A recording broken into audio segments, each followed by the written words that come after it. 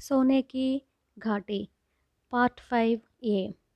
विलाप सभा में आए हुए लोगों को संबोधित कर पुजारी ने कहा, हमारे महामृग का तो वध किया गया।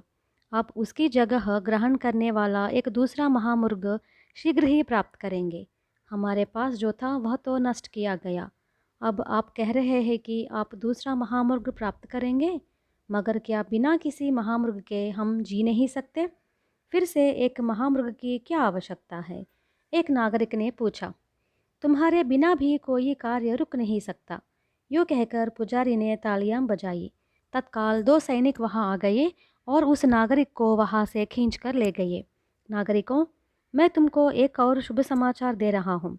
हमारे पवित्र महामृग का संहार करने वाले जिस दुष्ट आदमी को हमने बंदी बनाया है, उस दुष्ट का वध करेंगे और उस खुशी में उत्सव मनाएंगे। पुजारी ने अपनी बात आगे चलाई। राजा शूरसेन ने जयद्रथ को आश्वासित करते हुए कहा, ऐसा कभी नहीं हो सकता। मैं उसे तुमको ज़रा सी भी क्षति पहुंचाने के लिए अनुमति नहीं दूंगा। मैं आपके प्रति अत्यंत कृतज्ञ हूँ महाराज, मगर बिना आपसे सलाह मशवरा किए पुजारी ऐसी घोषणा कैसे कर सकता है? यह क्या आपके अधिकार में दखल दिए जैसा नहीं है? यह कहकर युवराज ने पुनः अपना ध्यान पुजारी पर केंद्रित किया। अब हम लोग अपनी दिनचर्या में लग जाएंगे। यह कहकर पुजारी 3 क्षण स्तब्ध खड़ा रहा और बाद में एकदम उच्च स्वर में विलाप करने लगा। इसी के साथ वहाँ उपस्थित करीब 100 खंट कराहते, छींकते, रुदन करते उसका अनुसरण करने लगे। उन सबकी आंखों से अशुद्धाएं निकलकर उनके कपालों पर सरकने लगी। राजा ने कहा, निद्रा के अभाव में होने वाली रुग्मता को हमारे नागरिक इस प्रकार दूर करते हैं। महाराज, आपके ये सारे काम निरर्थक है। जनता को रुलाने के बदले उनको हंसाने की कला क्यों नहीं सिखाते? हंसाने लायक कोई मनोरंजन आप क्यों नहीं करवाते? जयराज ने पूछा।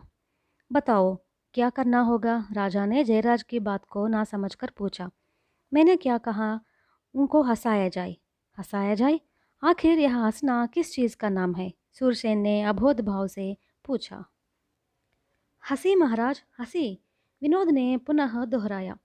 वही तो मैं पूछ रहा हूँ जयराज, ज़रा स्पष्ट रूप में कह दो, हंसी के माने क्या है? वह क्या चीज़ होती है? राजा ने फिर पूछा। हे भगवान, क्या सचमुच आप हंसना नहीं जानते? जयराज ने विस्मय में आकर पूछा। वास्तव में ज्ञानभूमि के निवासी हंसी का अर्थ नहीं जानते थे। वे कभी हंसे ही नहीं थे।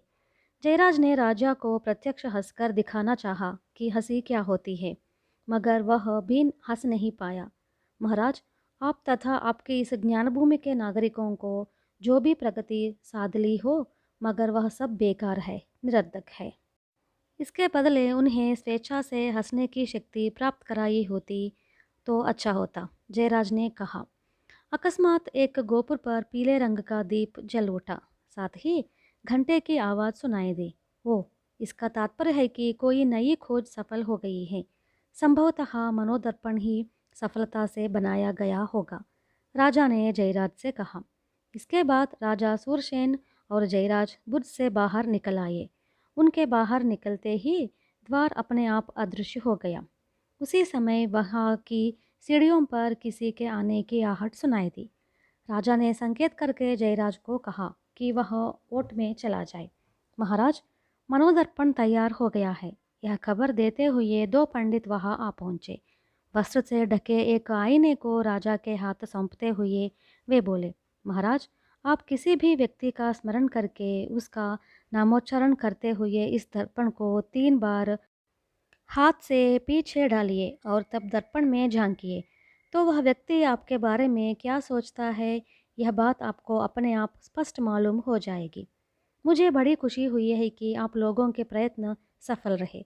सबसे पहले हम अपने हितैषी पुजारी के मन को इस दर्पण में आज आजमाएंगे।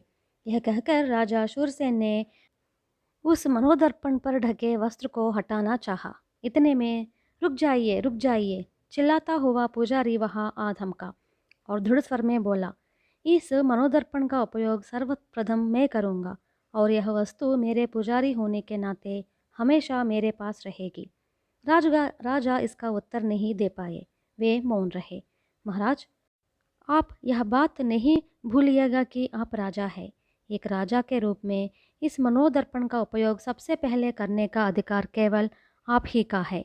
आप इसी क्षण पता कर सकते हैं। ऐसा कभी नहीं हो सकता, कभी नहीं। चिल्लाते हुए पुजारी राजा के हाथ से दर्पण खींचने को हुआ, मगर एक ही छलांग में कूदकर जयराज ने उन दोनों के बीच खड़े होते हुए पुजारी को रोक लिया। इस बीच शूरसेन ने मनोदर्पण का वस्त्र हटाया। पुजारी का नामोच्चारण करते हुए 3 बार दर्पण को पोंछकर उसने दर्पण में झांक कर देखा। दृश्य देखकर राजा पहले तो चौंक उठे और तब गुस्से से बौखोल उठे। कहानी और है।